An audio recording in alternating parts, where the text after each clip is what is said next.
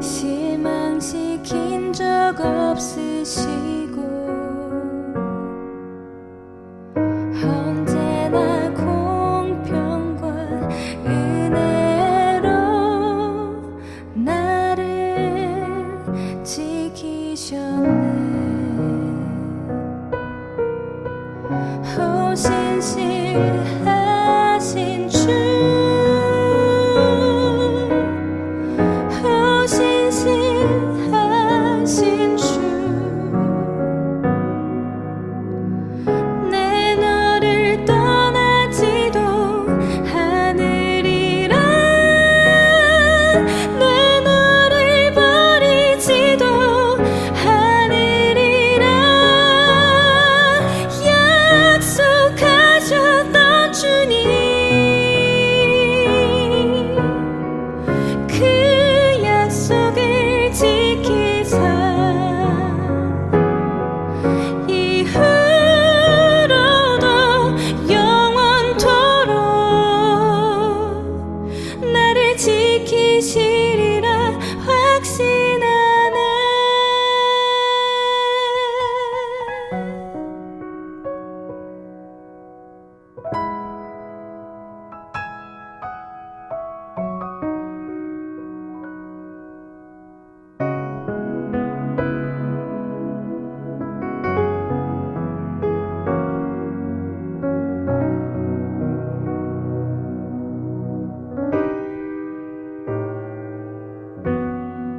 지나온 모든 세월들 돌아보아도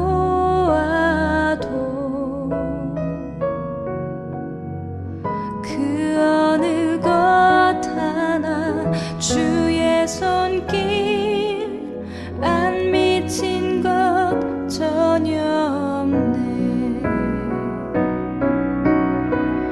오 신실하신 주,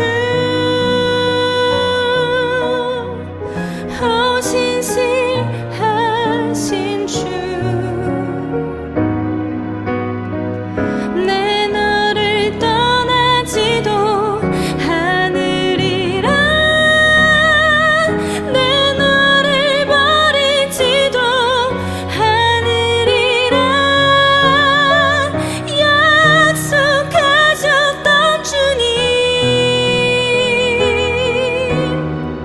그 약속을 지키사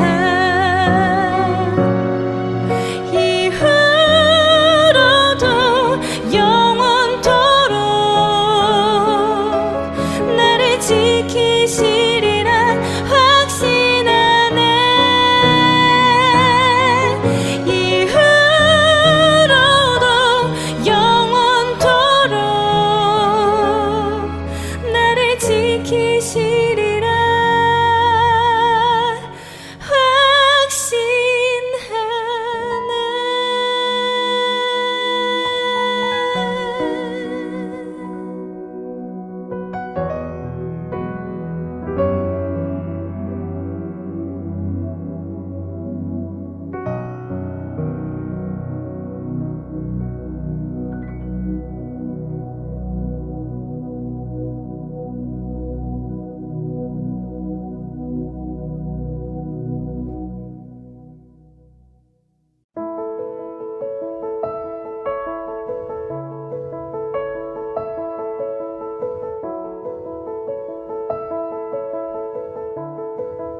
라헬이 자기가 야곱에게서 아들을 낳지 못함을 보고 그의 언니를 시기하여 야곱에게 이르되 내게 자식을 낳게 하라.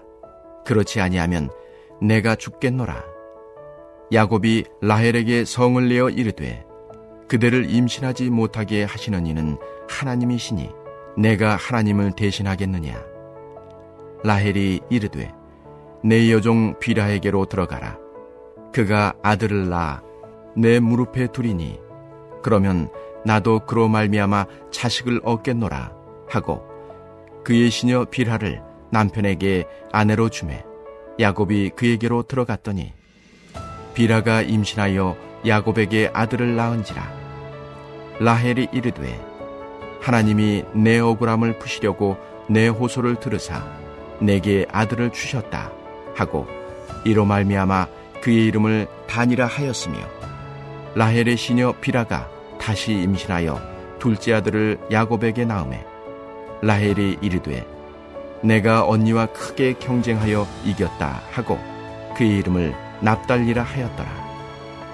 레아가 자기의 출산이 멈춤을 보고 그의 시녀 실바를 데려다가 야곱에게 주어 아내로 삼게 하였더니 레아의 시녀 실바가 야곱에게서 아들을 낳으매 레아가 이르되 복되도다 하고 그의 이름을 가시라 하였으며 레아의 시녀 실바가 둘째 아들을 야곱에게 낳으매 레아가 이르되 기쁘도다 모든 딸들이 나를 기쁜 자라 하리로다 하고 그의 이름을 아셀이라 하였더라.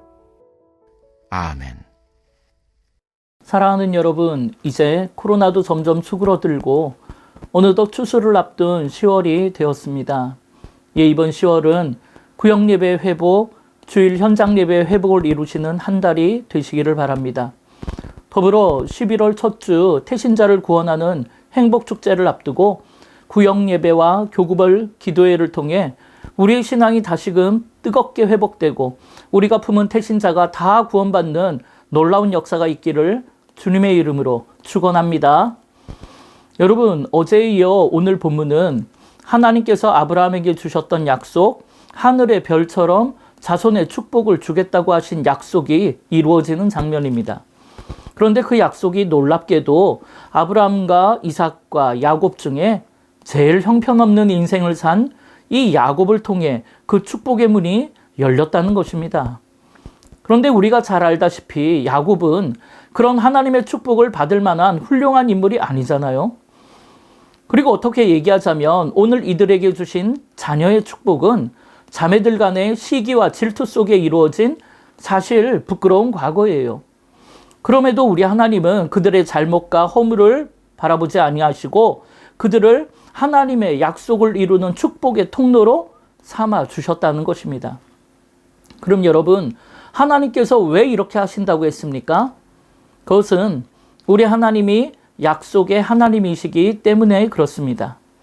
다시 말해, 우리 하나님의 약속은 변함이 없으시고 우리 하나님은 약속을 이루시는 분이라는 것입니다. 그렇다면 여러분, 이렇게 야곱 같은 인생도 약속을 이루는 축복의 삶을 살았는데 오늘 우리에게 하신 약속을 이루어 주시지 않겠냐는 것입니다. 이에 오늘 우리는 먼저는 나에게 주신 약속의 말씀을 기억하는 인생이 되시기를 바랍니다.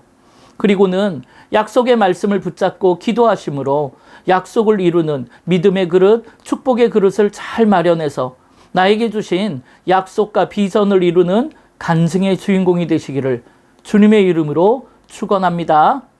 이렇게 하나님은 야곱의 자녀들을 통해 이스라엘이라는 큰 민족을 이루게 하셨습니다. 이를 위해 하나님께서는 먼저 남편의 사랑을 받지 못하고 살아가던 레아의 눈물의 기도를 들으시고 그녀에게 4명의 아들을 주셨습니다. 그런데 이렇게 레아가 아들을 4씩이나 낳으니까 동생 라헬이 언니를 시기하고 질투하는 거죠. 이건 불을 보듯 뻔한 일이었습니다. 그런데 오늘 본문 3절에 보니까 언니를 향한 시기 질투를 견디지 못한 라헬이 엉뚱한 일을 벌이게 됩니다. 오늘 본문 3절에 보면 라헬이 이르되 내 여종 빌하에게로 들어가라.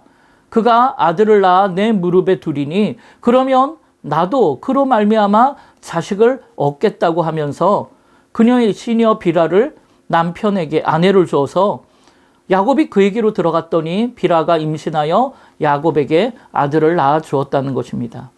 이렇게 라헬은 하나님의 뜻과 섭리를 따르지 못하고 그만 인간적인 생각, 인간적인 계산으로 어리석은 행동을 하는 겁니다. 이에 몸종을 통해서라도 내가 아이를 가져야겠다는 욕심으로 남편을 빌하에게로 들어가게 하는 거죠. 그렇게 해서라도 언니를 이기고 싶은 겁니다. 그러나 몸종을 통해 아기를 낳으면 그 아기가 자기 아기가 됩니까? 지금 라헬은 착각을 하는 거죠. 근데 여러분, 이 장면을 보면 누가 생각납니까? 아브라함에게 자식이 없었을 때, 그 안에 사라가 택했던 방법이랑 똑같지 않습니까? 근데 우리는 그때 사건을 통해 알 수 있듯이 하나님의 말씀이 아니라 인간의 생각으로 여종 하갈에게서 낳은 이스마엘이 어떻게 되었습니까? 결국 그 가정에 분란과 문제의 씨앗이 되었잖아요. 그리고 결국 그들을 쫓아내는 아픔을 겪었잖아요. 그런데 라헬은 자기의 자존심과 언니를 향한 질투심 때문에 결국 하나님의 뜻을 기다리지 못하고 똑같은 일을 저지르고 마는 것입니다. 이렇게 아브라함의 가정에 내려오는 본받지 말아야 할 가장 나쁜 영향력은 하나님의 약속을 믿음으로 기다리지 못하고 자꾸만 자기 생각, 인간적인 방법으로 해결하려고 하는 것입니다. 아브라함과 사라가 그랬고 또 이삭과 리브가도 그랬고 오늘 이 야곱과 라헬도 마찬가지입니다. 여기에는 하나님의 뜻을 구하거나 하나님의 약속을 기다리거나 믿음으로 이 문제를 해결하려는 모습은 없고 오직 욕심과 탐욕, 시기와 질투로 이 모든 일을 해결하려고 하는 것입니다. 그럼 여러분의 가정에는 이렇게 끊어내야 할 나쁜 영향력이 없습니까?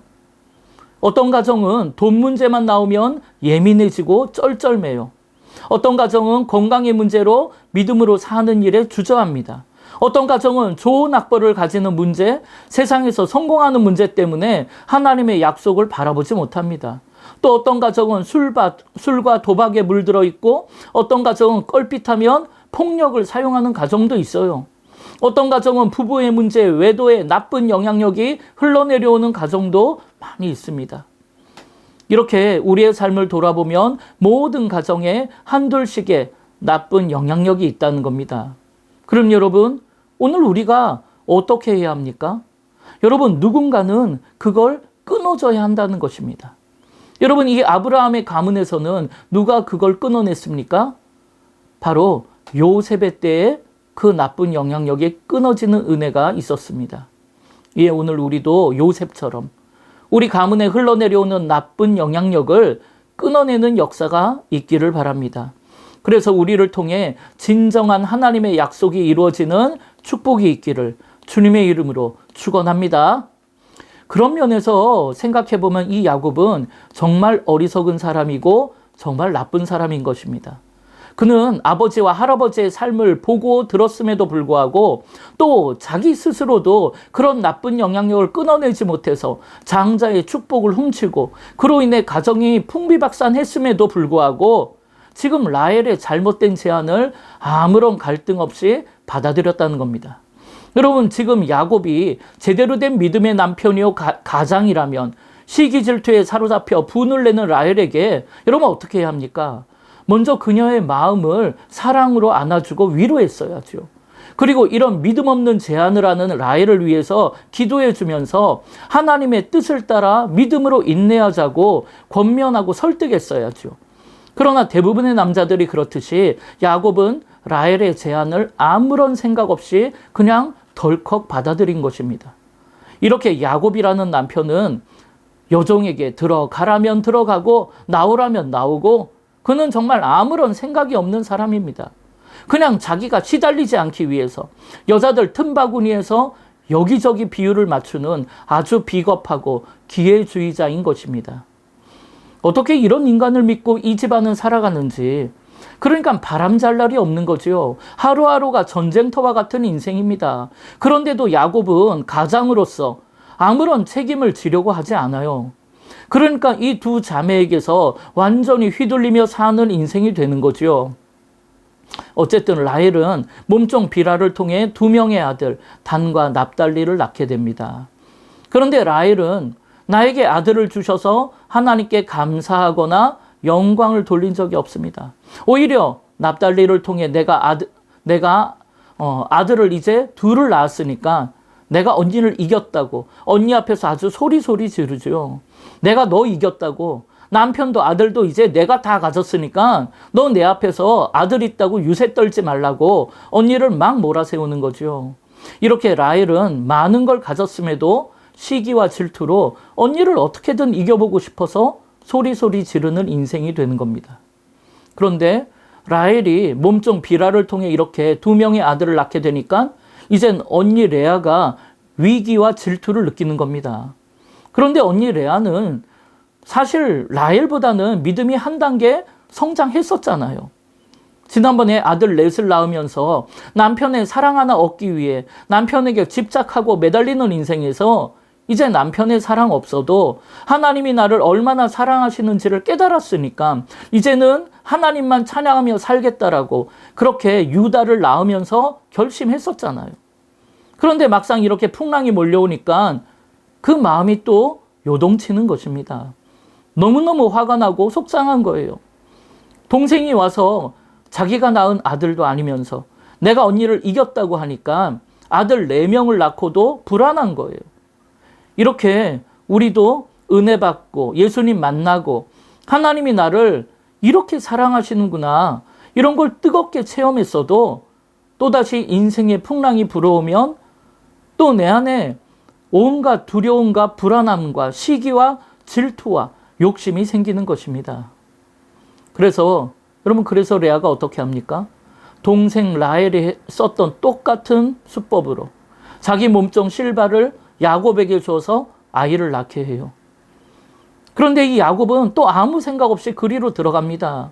이리로 들어갔다가 저리로 들어갔다가 참 어떻게 보면 야곱도 이쪽으로 저쪽으로 불쌍한 인생이죠. 이젠 부인이 넷이나 됐어요. 그래서 네 여인 사이에서 왔다 갔다 정말 힘든 삶을 살죠. 이렇게 이제 4명의 부인은 라헬만을 제외하고 다 자녀가 생겼어요. 여러분 집안에서 8명의 아이들이 뛰어놉니다. 그러니까 그걸 바라보고 있는 자식이 없는 라헬의 마음이 어땠을 것 같아요? 아마 피눈물을 흘렸을 거예요. 그래서 라헬도 아기를 너무나 가지고 싶었겠죠.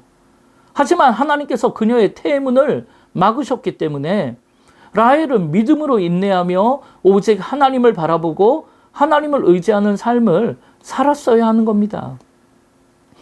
그런데 그녀가 이런 상황에서조차 하나님을 바라보지 못하는 가장 믿음 없는 여인의 모습을 우리에게 보여주고 있는 것입니다. 여러분 생각해 보세요. 이런 풍랑이 불 때, 내 마음에 눈물이 흐를 때, 이 억울하고 고통스러운 상황 속에서 주님 바라보지 못한다면 여러분 언제 주님 바라보겠냐는 것입니다. 행복할 때, 성공했을 때, 돈 많이 벌었을 때 여러분 그때는 더 주님 바라보기가 힘듭니다. 왜냐하면 그런 세상의 것이 내 눈을 가리고 있기 때문이죠. 그래서 주님을 바라보라고 내 눈을 가리고 있는 거, 내 귀를 막고 있는 거 우리 하나님께서 억지로 떼어주시는데 근데 그 순간에도 주님 바라보지 못하고 주님을 만나지도 못하고 주님께 매달려 보지도 못한다면 그것이야말로 가장 불쌍한 인생 아닙니까? 가장 비참한 인생인 것이죠. 여러분, 이런 엄마들 밑에서 자란 아이들이 과연 정상적인 삶을 살았을 것 같습니까? 그렇지 않습니다. 별일이 다 있었어요. 그럼에도 우리 하나님이 이들을 통해 이스라엘이라는 큰 민족을 이루어 가신다는 것은 정말 무조건적인 은혜요, 사랑인 것입니다. 자격이 있어서 주시는 게 아니에요. 복받을 만해서 주시는 것이 아닙니다. 포기하지 아니하시는 신실하신 하나님의 사랑과 은혜로 주시는 거죠. 따라서 오늘 우리도 지금 어떠한 형편에 처해 있든지 어떠한 눈물과 고통과 아픔 속에 살든지 하나님께서는 절대 우리를 포기하시지도 않고 버리시지도 않고 우리를 향해 계획하셨던 크고 놀랍고 비밀한 일, 그 약속을 반드시 이루어 가실 줄 믿습니다. 따라서 여러분 풍랑 속에 기도하십시오. 찬송하십시오. 여러분 그럴 때 주님 깊이 묵상하며 주님만 바라보십시오. 어렵다고 힘들다고 절대로 세상 방법, 세상 소리에 귀 기울이지 마세요. 사람들이 뭐라고 해도 상관이 없습니다. 조롱을 당해도 수치를 당해도 괜찮습니다. 우리가 하나님의 약속을 기억하고 그 약속을 믿음으로 기다린다면 때가 참에 하나님은 우리를 통해 놀라운 일을 이루어 가실 것입니다. 따라서 여러분 이번 한 달을 살아가실 때 먼저는 여러분에게 주신 약속의 말씀을 기억하는 한 달이 되기를 바랍니다. 그리고는 그 약속을 붙잡고 뜨겁게 기도하는 한 달이 되기를 바랍니다.